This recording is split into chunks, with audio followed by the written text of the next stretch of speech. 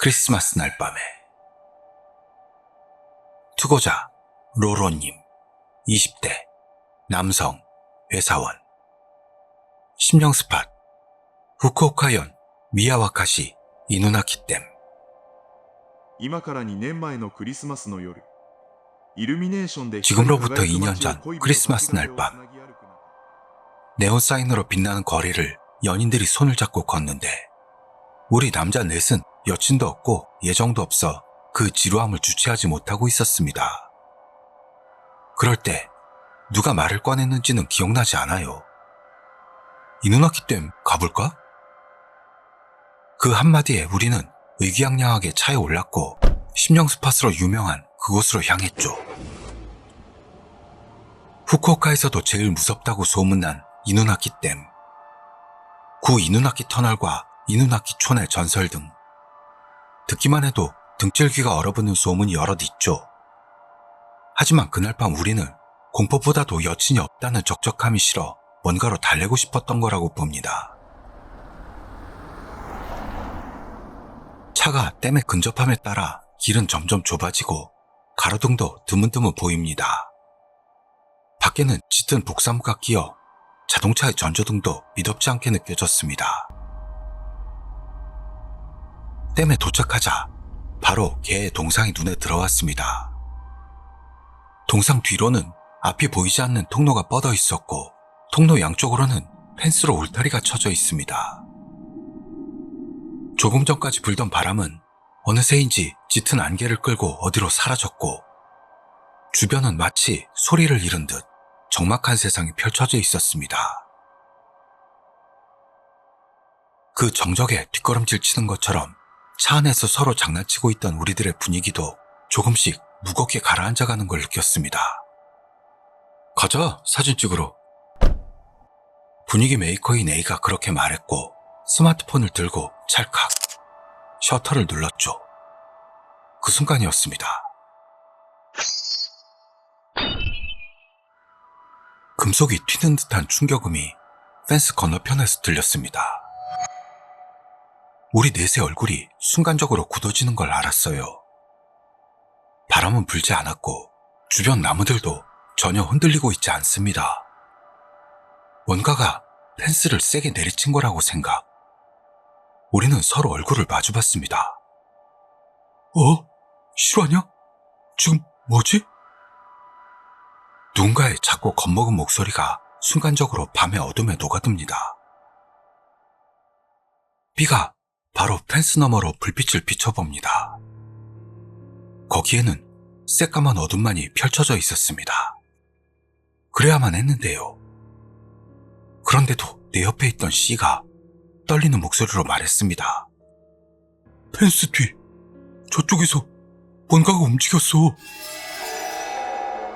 일제히 C가 가리키는 쪽을 돌아봅니다만 아무것도 없습니다.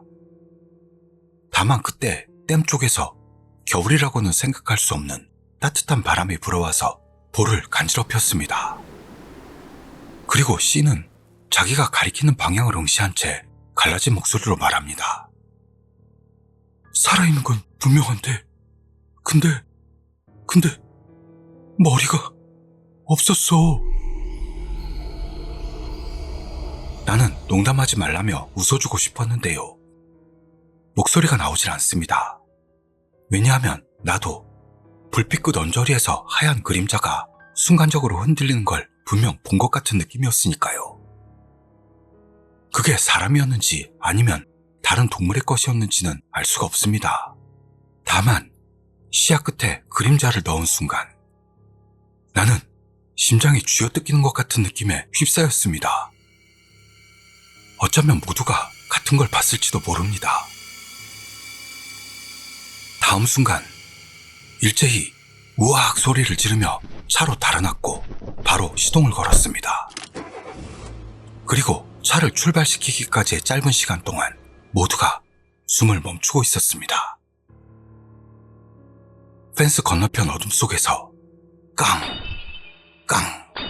하며 금속으로 금속을 때리는 소리가 울려 퍼집니다. 그리고 그건 이쪽으로 다가오듯 계속됐죠. 하지만 왠지 나에게는 그 소리가 어딘가 구슬프게 들렸어요. 누군가 말을 꺼내기도 전에 핸들을 쥔 씨는 아무 말 없이 차를 출발시켰고 그 자리를 떠났습니다. 시가지까지 내려와 편의점 주차장에 차를 세우고 운전하던 씨는 깊은 한숨을 토해냈습니다. 거기서 드디어 누군가가 입을 열었죠. 있지? 아까 찍었던 사진 안 볼래? 댐에 있던 때와는 다르게 편의점 불빛이 든든하게 느껴집니다. 그 불빛을 의지해 A는 핸드폰을 꺼내더니 아까 찍었던 사진을 엽니다. 화면 사진에는 왠지 하얗게 흐릿한 오브가 여러 개 찍혀 있었습니다. 나중에 알게 된 건데요. 인원학기댐 주변에는 예전에 처참한 사건이 자주 일어났다고 하네요. 그것들이 포함되어 유명한 심령 스팟이 된 모양이지만요. 댐에서 마지막으로 들었던 금소금이 묘하게 구슬프게 들렸던 건 그렇게 이승에 미련을 남긴 사람들의 상념이 남아있던 건지도 모릅니다. 그런 곳을 장난삼아 방문했던 걸 우리는 깊이 후회했습니다. 그 후 우리는 이누나키에 대한 이야기를 듣게 되면 심하게 얼굴을 찌푸리게 되었죠. 서로 그날 밤 일어났던 일은 말하려고 안 해요. 다만 크리스마스가 다가오면 우리는 매년 어딘가 안절부절 못하게 됩니다. 가로등의 불빛이 눈부시면 눈부실수록 그 정적에 휩싸인 어두운 댐과 펜스 너머에서 울려 퍼지던 소리를 떠올리게 됐으니까요. 캠프의 묘미. 투고자 다카시님 40대 남성 회사원. 체험 장소 야마나시현 K시 모 캠프장. これは数年前、一人でキャンプに行った時の話。 이것은 수년 전 홀로 캠핑에 갔을 때의 이야기입니다. 저는 유소년기부터 집돌이어서 밖에 나가서 뭔가를 한다는 게 서툴렀습니다. 바다나 산도 그리 좋아하지 않고 학교 행사로 소풍을 갈 때 같은 땐 학교 쉬고 싶다며 부모님에게 매달릴 정도였죠. 하지만 그런 저를 바꿔준 것은 캠프가 소재인 어느 애니와의 만남이었습니다. 귀엽고 예쁜 여자애가 캠프장에서 컵라면을 먹는 모습을 보며 이거 나도 해보고 싶다 라는 충동이 들었던 겁니다. 그렇다고는 하지만 지금까지 캠프는커녕 외부 활동과는 무관했던 제가 캠핑 도구 같은 걸 갖고 있을 리도 없습니다. 다만 본가에 다소 캠핑 용품이 있던 걸 떠올리고 일부러 가지러 돌아갔습니다. 그리고 다음 휴일을 이용해 저는 마침내 솔로 캠프를 실행에 옮겼습니다. 당일은 렌터카를 빌렸어요. 그 짐칸에 캠핑 용품을 다 쌓고 나서 드디어 저는 야마나시현 K시에 있는 어느 캠프장을 목표로 출발했던 겁니다. 완전 집돌이였던 제가 이렇게까지 행동파가 되었다니 스스로도 솔직히 놀라고 있었습니다.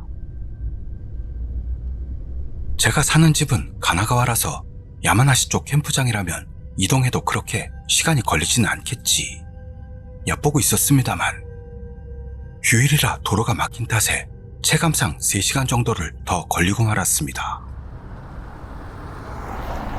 캠프장에 도착하니 역시 휴일이었던 것도 있었는지 많은 인파가 텐트를 펼쳐놓고 캠핑을 즐기고 있었습니다. 저는 혼자였기 때문에 되도록 사람이 없는 곳이 좋겠지 생각. 주변을 산책해봤더니 조용하고 좋은 장소를 발견했어요. 번잡한 곳에서 살짝 떨어져 있었고 거기다 나무와 자연도 풍부해 꼭 은신처같이 최고로 아늑한 공간이었습니다. 됐어 하며 거기다 텐트를 치려고 짐을 내렸을 때입니다. 근처 수풀에 한 남자가 있다는 걸 깨달은 겁니다. 나이는 20대 중반 정도일까요? 초봄이라 아직 쌀쌀한 시기였는데 남자는 반팔 티셔츠 차림이었습니다. 그리고 거기에 텐트를 쳐놓은 것도 아니고 짐도 아무것도 갖고 있지 않은 모습이었죠. 그런 남자가 바로 옆 수풀에 멍하니 서 있는 겁니다. 이 사람 좀 이상하네. 솔직히 남자를 본 순간 저는 그렇게 생각했습니다.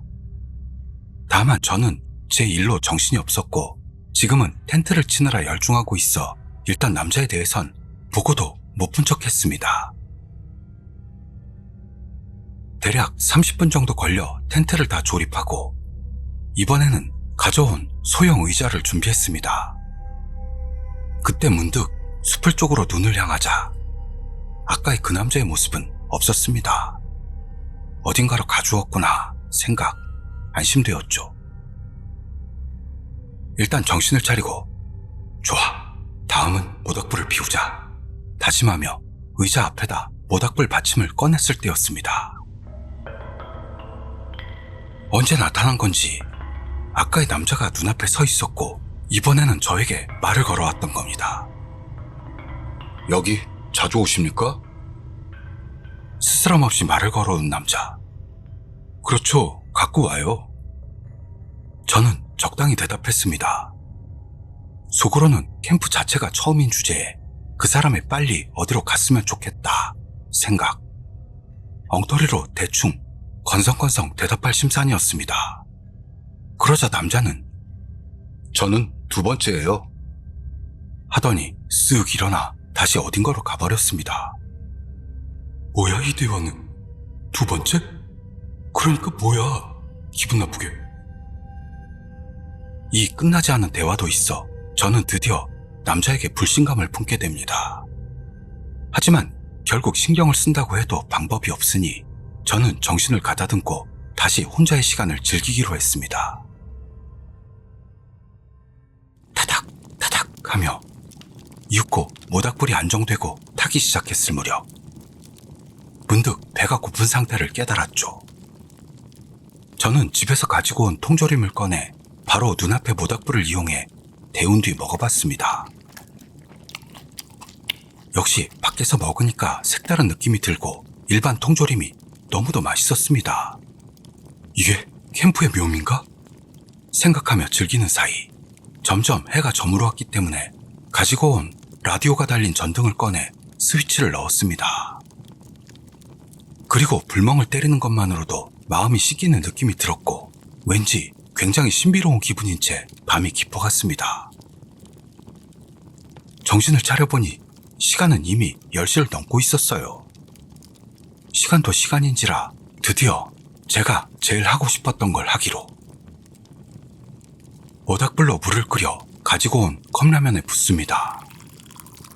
3분 후 뚜껑을 열고 젓가락을 투하 쓱 면을 저어서 입으로 가져갔습니다. 그 라면의 맛이라고 한다면 지금까지 맛본 적이 없을 정도로 너무 맛있어 아웃도어 최고, 캠핑 최고. 자신의 세계관이 바뀌는 걸 느꼈습니다. 터무니없는 행복감에 어떻게도 할 수 없던 그때 문득 아무 생각 없이 주변을 둘러보자 제 텐트 그늘에 누군가가 쭈그리고 앉아있는 게 보였습니다. 어두워서 잘 보이진 않았는데요. 그게 하얀 티셔츠 차림인 건 알 수 있었어요. 분명 아까의 남자라고 생각. 좋은 기분이 싹 달아났습니다. 살짝 무서웠지만 용기를 쥐어짜내. 무슨 용건 있어요? 그 사람 그림자를 향해 말을 걸었습니다. 그러자 그림자는 벌떡 일어났고 그 모습이 캠프장 가로등에 비춰졌습니다. 당연히도 거기에 있던 건 아까의 남자였죠. 그러자 남자는 저를 향해 말했습니다. 전혀 깨닫지 못하셨군요. 계속 보고 있었거든요.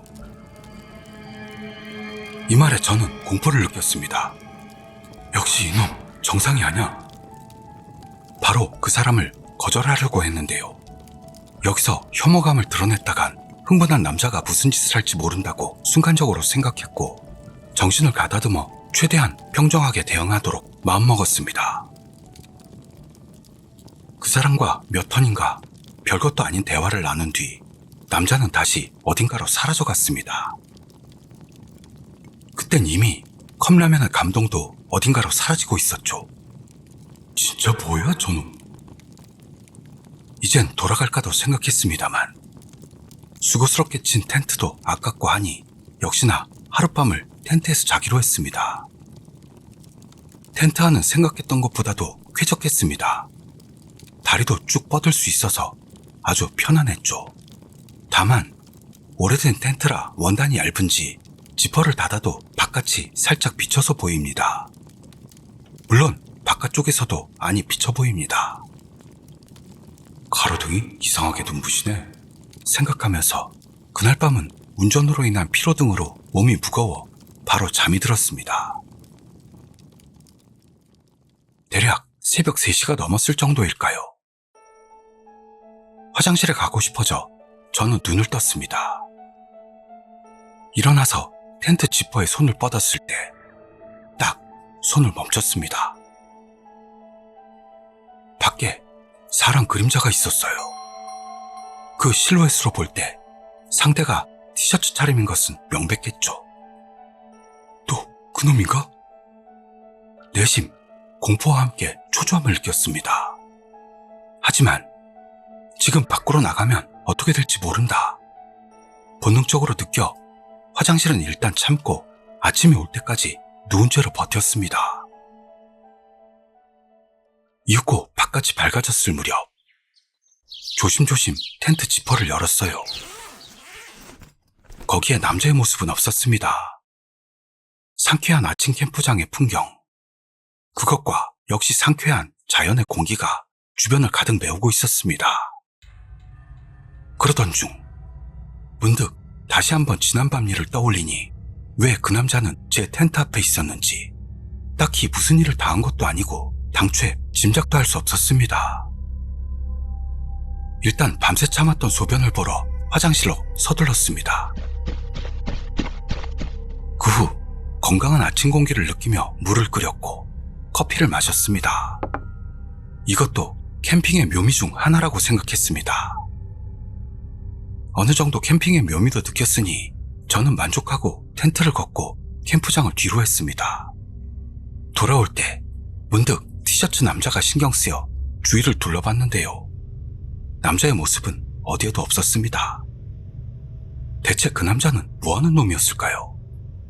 그러고 보니 그 남자가 저 말고 다른 누군가와 말하는 모습을 한 번도 볼 수 없었기 때문에 어쩌면 실제하지 않는 존재였는지 그것도 지금으로서는 알 수가 없습니다. 이런 만남도 캠핑의 묘미 중 하나일까요?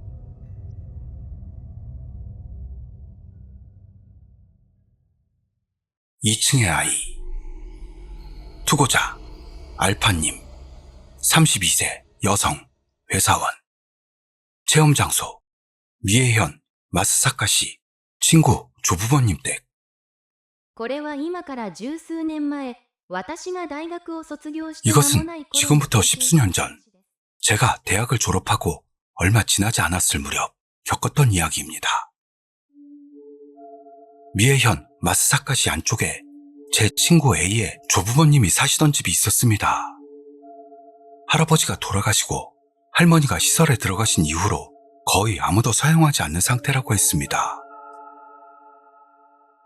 그 집에 A가 장기 휴가를 얻어 귀성한다고 해서 저도 편승해 며칠 머물러 가게 되었던 겁니다. 실제로 가봤더니 집은 오래된 일본 가옥으로 주변에는 다른 민가도 드문드문 밖에는 없었고 산과 밭으로 둘러싸인 듯한 자연이 풍부한 곳이었습니다. 2층은 창고로 되어 있으니까 들어가지 마. A에게서의 주의사항은 그것뿐이라서 대개는 1층 거실에서 둘이 자유롭게 지내고 있었습니다. 사건이 일어난 건 머물고 3일째 되던 심야. 분명 밤 1시를 넘었을 무렵이라고 생각됩니다. 그날 밤은 1층에 있는 서너 평짜리 일본식 방에서 둘이 술을 마시면서 게임을 하고 있었어요. 그런데 A가 갑자기 먼저 잘게 하더니 바로 거기에 있는 이불에 쓰러져 버리고 말아 저는 어쩔 수 없이 혼자서 노트북으로 인터넷을 뒤지기 시작했습니다. 장지문 너머로는 바깥 가로등 불빛이 희미하게 들어올 뿐인 조용한 밤이었죠. 딸깍딸깍 하는 클릭 소리, 그것과 친구의 잠든 숨소리가 살짝. 방에 나는 소리는 그것뿐이었습니다. 그때 마우스를 쥔 손이 딱 멈췄습니다. 분명히 위에서 들려왔던 거예요. 그건 어린아이의 즐거운 듯한 살짝 높은 웃음소리였습니다.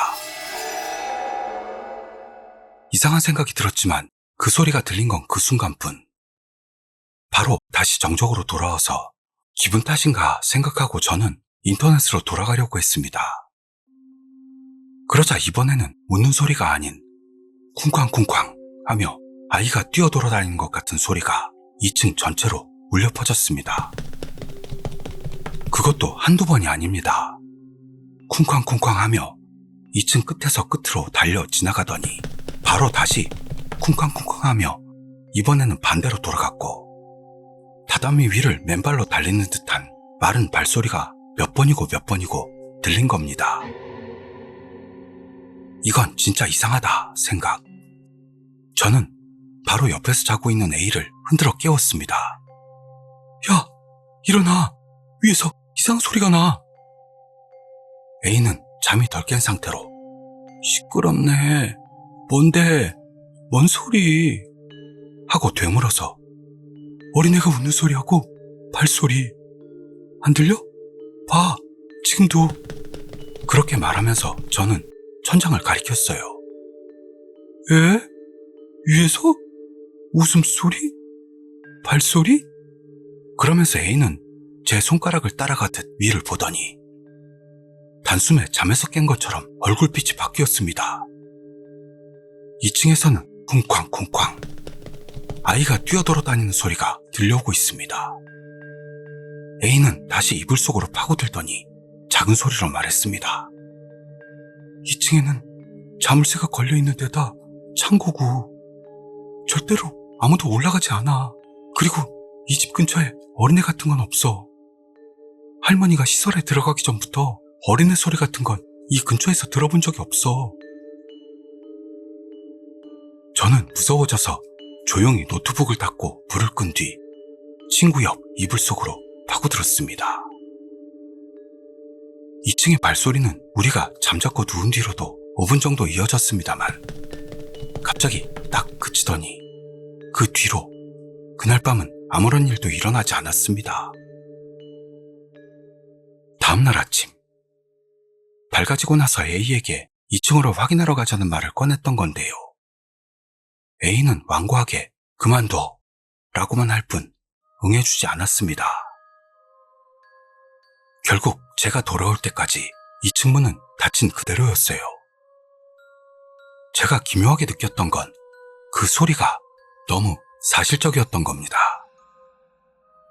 괴담에서 자주 나오는 무거운 것을 끄는 소리나 신음소리나 그런 공포스러운 게 아니라 그날 밤 들었던 건 너무도 일상적이라고 할까요?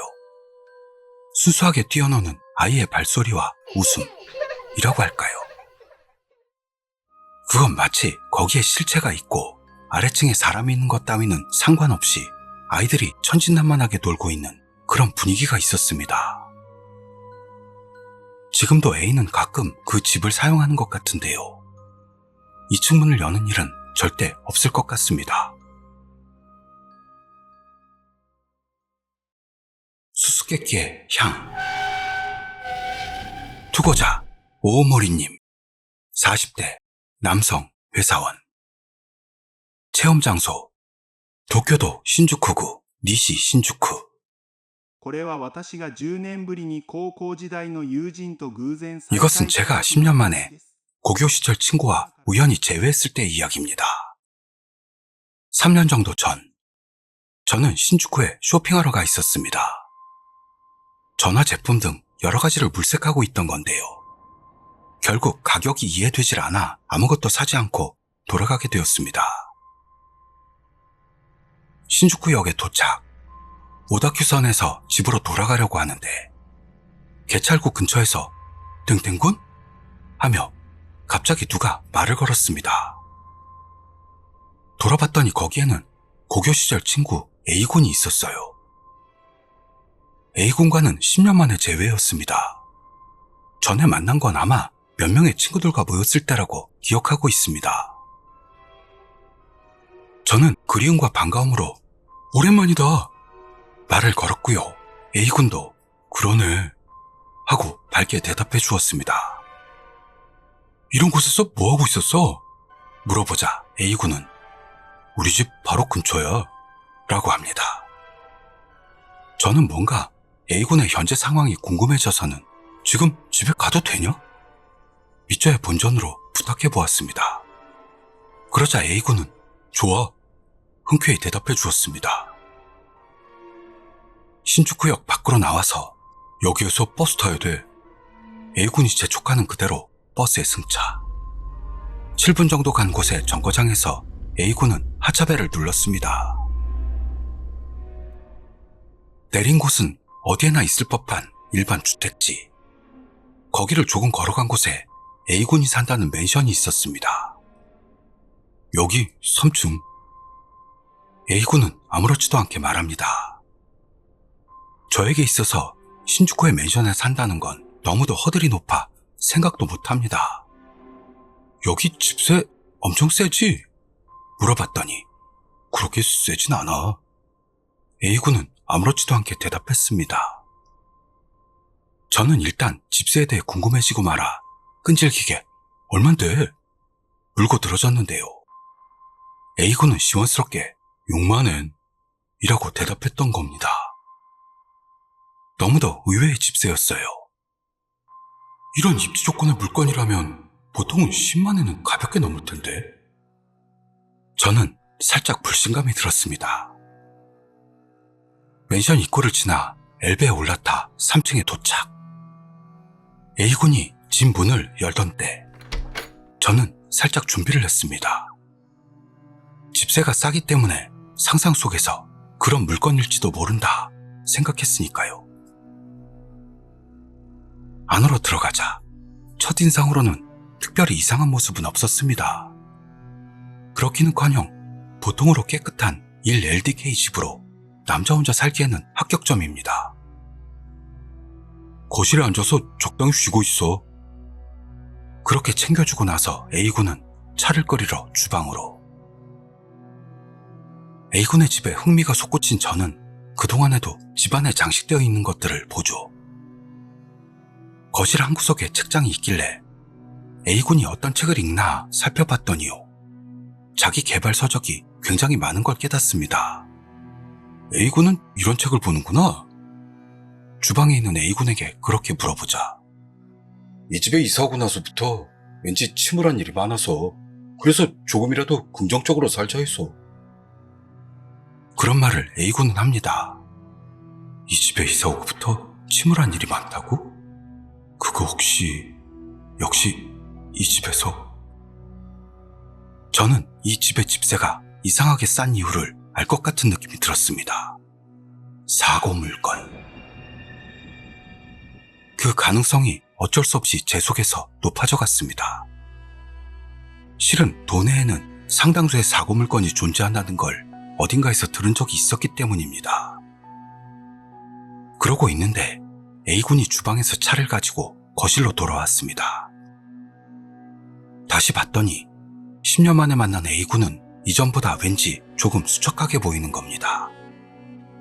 오랜만에 A군을 만나 들떴던 제 감정도 사고 물건에 살다가 초췌해진 본인을 앞에 두고 어딘가 식어버린 것도 같았고, 그보다는 오히려 10년의 공백 탓인지 집안 전체로 서먹서먹하고 대면대면한 분위기가 흐르고 있었습니다. 무슨 말이라도 해야지. 갑자기 그런 생각이 들어 저는 별 볼 일 없는 잡담이나 우리의 공통 친구 이야기 등을 하며 사이를 이었습니다. 그러는데 30분 정도 지났을 무렵이었을까요? 형, 피워도 되겠냐? 갑자기 A군은 그렇게 말하면서 일어섰습니다. 에? 그런 취미가 있었어? 지인한테 받았는데 그 이후로 푹 빠져버렸어. 그런 대화를 나누는 동안에도 익숙한 모습으로 향을 피우는 A군. 점차 독특한 냄새가 주변에 떠돌고 저는 이상한 감각에 사로잡혔습니다. 몇 분 뒤, 저는 왠지 머리가 멍해지고 기분이 나빠지고 말아 일단 베란다로 나왔습니다. 신선한 공기를 흡입하고 잠시 후 드디어 냉정해진 저는 돌아갈 기회를 놓치고 있다는 걸 깨달았습니다. 아니, 빨리 돌아가고 싶다고 생각했습니다. 집안으로 돌아와 A군에게 슬슬 돌아갈까? 전했습니다. 그러자 A군은 왠지 초조해진 모습으로 에? 벌써 돌아가는 거야? 그럼 이거 선물로 가져가 줄게 하더니 수수께끼 봉지를 건네주었습니다. 그 자리에서 안을 확인해보고 싶었습니다만 실례일까 생각. A군의 집을 나올 때까지 봉지는 열지 않았어요.